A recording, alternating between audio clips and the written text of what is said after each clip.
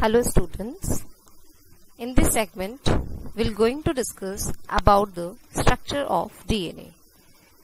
Before we should start the structure of DNA, we should know why DNA is so important molecule. We know that the DNA is a genetic material.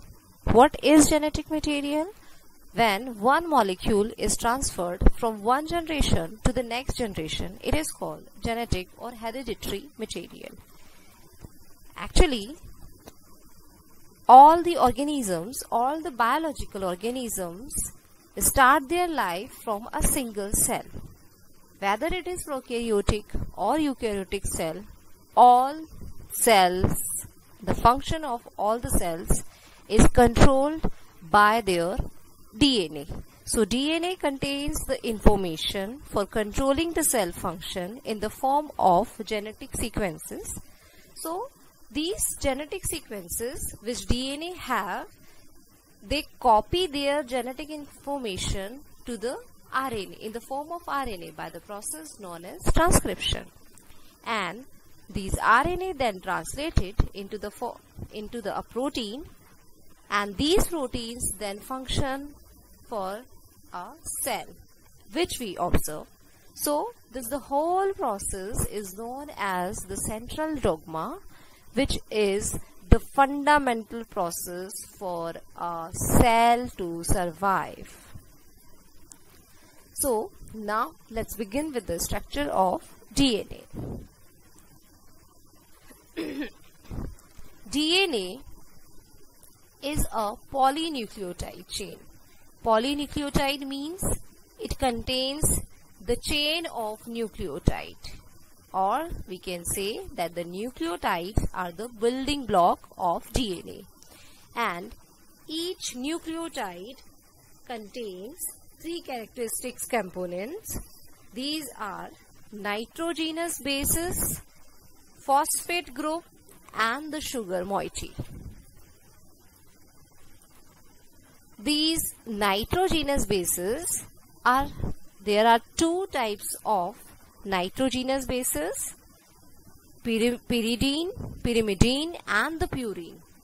And there are two types of purine, adenine and guanine. What are the purines? Purine contains two nitrogenous rings, and the pyrimidine contains single nitrogen containing ring. So the name purine and pyrimidine is given on the basis of the nitrogen containing ring. So DNA contain adenine and guanine purine in their nitrogenous bases, and thymine and cytosine in their pyrimidine bases. But in case of RNA, thymine is replaced by uracil.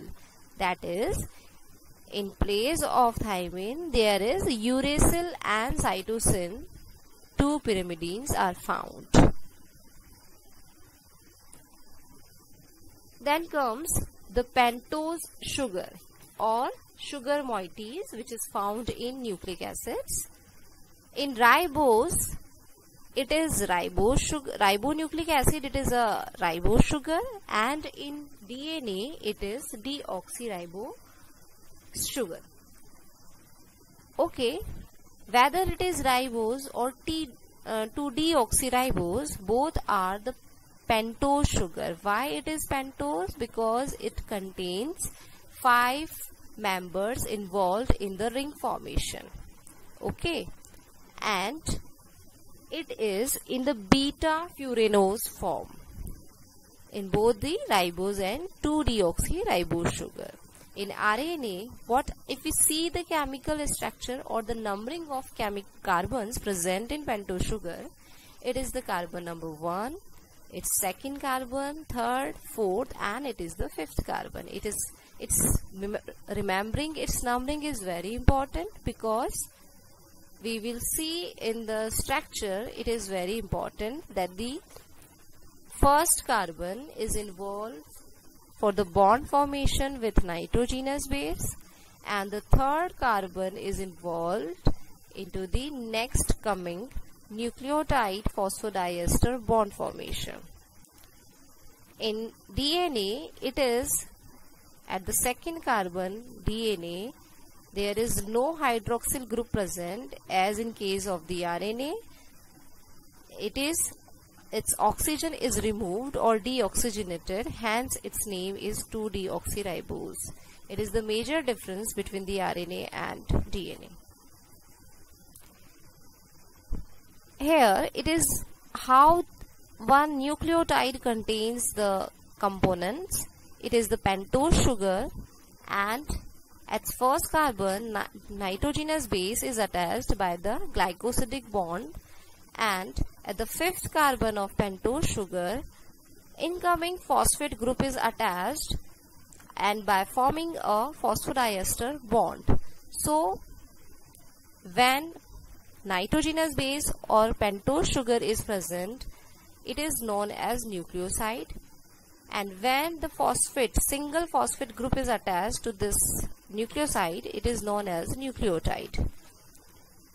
Or another name we can say it's nucleoside monophosphate. If 2-phosphate is attached, it is nucleoside diphosphate. If 3, it is known as nucleoside triphosphate. In the cell, or we can say in the nucleoplasm, nucleotide are present in the free form but in nucleotide triphosphates form. But when DNA nucleotide formation occur or the polynucleotide chain formation occur, only one phosphate remain and these 2 phosphates are removed as the pyrophosphate, because these are the highly energy rich compound. So nucleotide triphosphate work as a energy currency for the cell as well, and it is an important component of DNA as well. So it is a nucleotide structure. Here it is the nitrogenous base, it is a sugar, and it is the phosphate group. The overall view of the nitrogenous compound, nitrogenous bases, sugar, and here the numbering of carbon molecule important in the polynucleotide chain formation. All the incoming nucleotide join with this 3 carbon. Here it is the structure how polynucleotide chain form. It is a single nucleotide which contains the hydroxyl group at the 3rd carbon, and hydroxyl group at the 2nd carbon is missing in DNA. So incoming nucleotide's phosphate group attacks on the free 3-hydroxyl group at the existing nucleotide and forms a phosphodiester bond and begins and attach to form the polynucleotide chain. So what we see that at the 1' end or the 1 end, here is the 5th carbon is present, which is free in the form of phosphate, and at the another end it is 3rd carbon is free. So we numbering or we say that it is the 5' end and it is the 3' end. So one nucleotide chain formation occur in the direction of 5' to 3' end always. It is universal truth.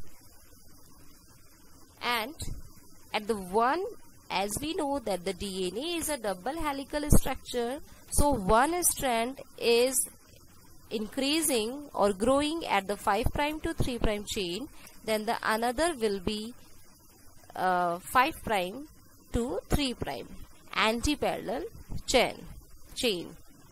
So here incoming phosphate or nucleotide form the bond by the phosphodiester bond to the alpha phosphate group.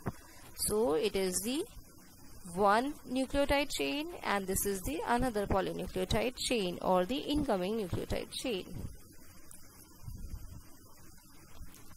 So what we have seen that the DNA is a double helical structure, and in the next segment we will discuss about the Watson-Crick model, where we will see that how nitrogenous bases follow the Chargaff rule, that is adenine will pair with the thymine and cytosine will pair with the guanine, and these are the complementary to each other.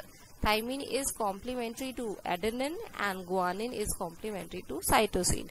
If the one strand contains the adenine, then the complementary strand will be synthesized which containing thymine. So it is the overall process which represents it is a nucleotide building block of DNA, and it is the DNA or polynucleotide chain. One strand is in 5' to 3' direction, and in another strand is 3' to 5' direction, antiparallel. Here how the polynucleotide chain makes the complementary